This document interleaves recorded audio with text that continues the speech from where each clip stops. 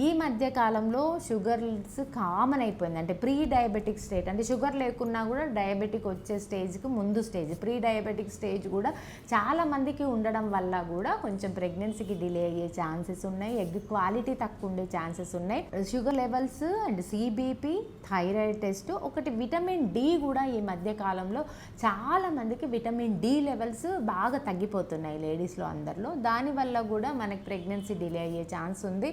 Vitamin D levels ఒకసారి చూసుకొని, vitamin D ఏమైనా తక్కువ ఉంటే విటమిన్ డి స్టార్ట్ చేసుకోవాలి, హెచ్బి తక్కువ ఉంటే ఐరన్ ట్యాబ్లెట్స్ స్టార్ట్ చేసుకోవాలి, థైరాయిడ్ కంట్రోల్ లేకపోతే థైరాయిడ్ కంట్రోల్ ఉండేటట్టు చూసుకోవాలి. ఈ 4 బేసిక్ టెస్ట్లు మనం రెగ్యులర్గా చూసుకొని అంతా బాగుందంటే 1 ఇయర్ హ్యాపీగా ట్రై చేయొచ్చు. Around 10th day to 20th day మీరు ట్రై చేసి 1 ఇయర్ అవుతుంది అంతా బాగుంది అన్నప్పుడు కూడా డిలే జరుగుతుందని ఒకసారి పార్ట్నర్ది కూడా, హస్బెండ్ది కూడా ఖచ్చితంగా చెక్ చేసుకోవాలి. ఈ 4 టెస్ట్లు హస్బెండ్కి కూడా చూసుకోవాలి.